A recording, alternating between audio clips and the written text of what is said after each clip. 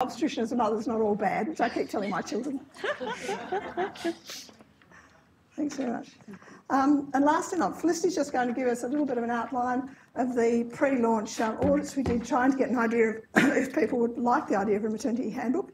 We won't take no for an answer anyway.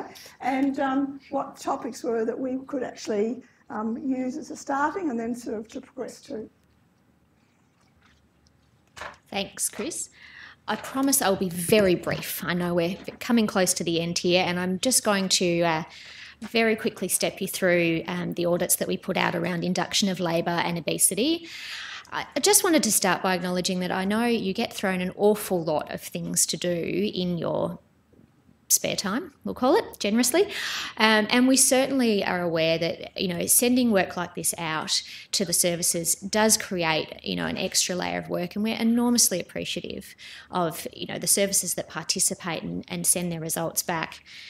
The reason for us focusing on induction of labour and obesity was obviously we had the existing standards there, which have been in place since 2010 for induction and 2011 for care of the obese pregnant woman.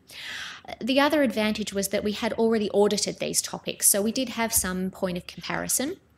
So part of the auditing was around looking at any change in those parameters, but also giving us a bit of an idea of things that we might want to include in these new guidances, these pathways of care that we're producing this year.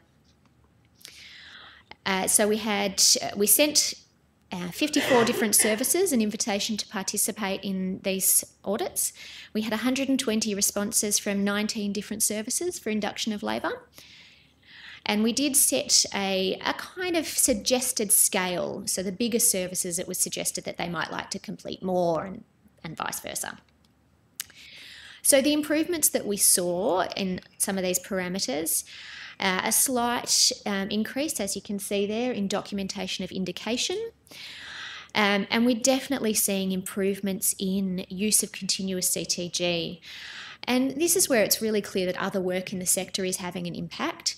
I don't think we're doing more continuous CTGs because it's in the standard necessarily. I think we're doing more because we've had a huge focus on FSEP over the past few years. So it's interesting where these pieces of work start to overlap a bit. Likewise, for obesity, we invited 54 services and we had 91 responses from 18 services. And I think this was quite a confusing ask because when we had audited the sector previously, we sent each service one and said, we just want you to audit your service capability effectively. And this time we sent it out and said, we'd just like you to do lots of different cases, please. So that did create a little bit of confusion, I'm sorry. The changes that we've seen on this front are an increased number of services with a CPG, and that was quite a significant number. So back in 2011, around 35% of services had a CPG in place, and it's close to 80% now. So clearly, despite Glyn discussing the lack of evidence in this area, there's certainly greater attention being paid in services to creating guidance in this area. An increase also in women, a decrease in women self-reporting height and weight, and a corresponding increase in us measuring their height and weight. A slight increase in the number of women being advised to take high-dose folic acid. So this went from 2% to 7%, so slight and still relatively low, but huge increases in routine assessment of vitamin D. So again, that's probably a practice that's coming from other directions as well. The use of GTT instead of GCT, the use of IV cannulation in labour, and pressure injury risk assessment. So there were, really large increases. Things like 70% of women are being screened for pressure injury risk now, compared to 15% in 2011. So that's quite a big jump. We have added some additional parameters in the audit this year, and again, that's related to the shift in it being not just about the service, but about individual cases. So we looked at where the BMI was recorded at the earliest antenatal visit, and that was generally, Well, it ranged from sort of 23% to 43%, depending on the BMI range the woman fell into. We also added the gestation at which GTT was being performed, and how third stage was being managed, as well as whether a woman had had a previous Caesar, whether they were offered a VBAC, and what kind of complications they might have had relating to obesity. So some focus areas for subsequent to this audit would be an increase in recording of BMI early, and as Glenn stressed earlier, the risks that we understand in relation to obesity are around that early pregnancy booking BMI, so recording it early is quite important. And another focus area will be around the provision of specific information around weight management in pregnancy. Another one of the reasons I was quite keen to do this audit, and as anyone who's worked with me before would know, I do love audits kind of unnaturally.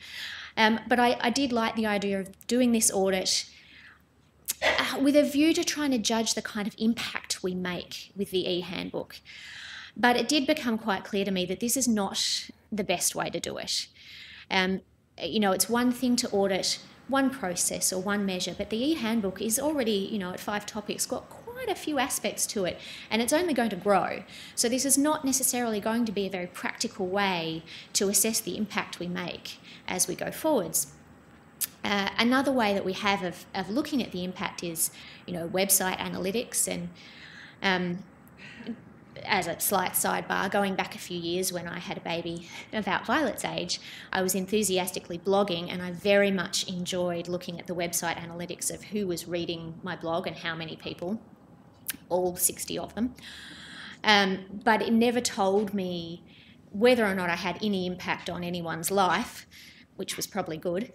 And similarly with our website, we can look at how many times people access it. But that doesn't tell us anything about whether or not you then pick it up and use it. And if you do use it, how it works for you. So my long-winded point right now is to say, we really want your feedback. Please, when you get out there and you're using this resource, get in touch. Feel free to send an email that says you love it. I'd love that. But equally send an email and say part of it doesn't work for you for whatever reason, or you've seen a new bit of research come to light. I would absolutely welcome that.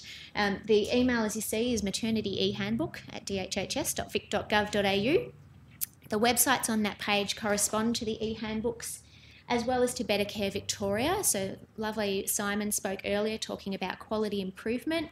And on that site, there's a whole toolkit that if you don't have one in your service, you could pick up and use for the kind of projects that you might want to implement. So, to stress, please get in touch. That would be terrific. Another thing I would just like to do while I'm just occupying your time for a minute is just to say a few of my own thank yous. This has been a fairly intensive 7 or 8 months of work so far, and it's really just beginning. We've got work going through till the end of this year and next year. And it has been a huge learning curve for me to step outside of the hospital and into the department working with, into Safer Care Victoria now, working with Lisa and Pam and Chris and Paul and the amazing subcommittee. And I do want to thank you. Lisa and Pam particularly, who I work with every day, have provided so much support and guidance and continue to teach me about how I should be doing things. I'm getting there. And they, it wouldn't be possible to do what I do without them there. The subcommittee have been just extraordinary. The time they have devoted to pulling this work together, from their various services from Albury Wodonga right across to Barwon and Metro Regional Rural, it's really an incredible commitment to improving the guidance available to us across the sector. And particularly Paul, who has been a most excellent chair and will continue to be a most excellent chair for the subcommittee, who is incredibly encouraging of me and the whole group. And to Chris, thank you for pushing and pushing and pushing to get this project going. It's a great, it's a great piece of work, and it's a great opportunity for me that I'm enjoying immensely. So thank you. And one final thing. We would like to say thank you to the 3 centres collaboration. The work that was done in that space was also extraordinary.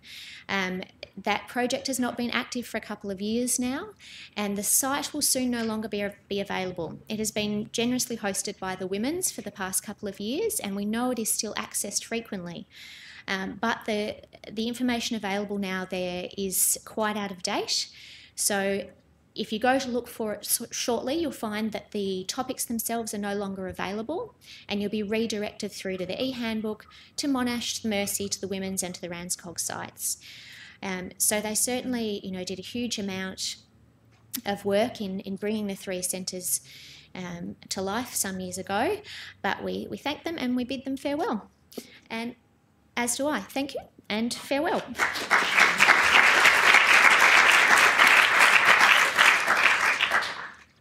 Thank you, and I just want to add my thanks to those people who've made sort of my dream come true, really, because I have been very annoying about it for a long time now. And so thank you, Paul, Felicity, Lisa, Pam, and the subcommittee for all the work you've done. And I'll now hand over to Lisa to say final farewells. Lisa, the amazing Lisa, who I think everybody in Victoria Maternity Services knows. So. Thank you all for sticking with us to the end. I do want to acknowledge, I know Felicity's covered everyone, but I do want to acknowledge Felicity, Paul and Chris, and also Pam for their hard work and a great team, and also to Glenn up the back for all the work he's done in the obesity space. Just a final note, the handbooks are your guidelines. We want to be contacted. We want the feedback. We want you to look at them. We don't care if you critique them. If you've got some current evidence, please send it to us. That's what we want. We know that you're actually reading them if we get feedback from you. One final note, we're actually having a webinar on Thursday, and is Julie still here? Stand up, Julie. We've got Julie Blanthorne, and is Mary Lozano here as well? So both Julie and Mary are holding a webinar for us, which will be 11 o'clock this Thursday, to breastfeed or not to breastfeed, assessment and management of women using substances who wish to breastfeed. It will be recorded, it'll be available for 6 months. It's free, please use it. We'll keep doing these sorts of things for you, but we need your feedback, we need your engagement. So thank you very much.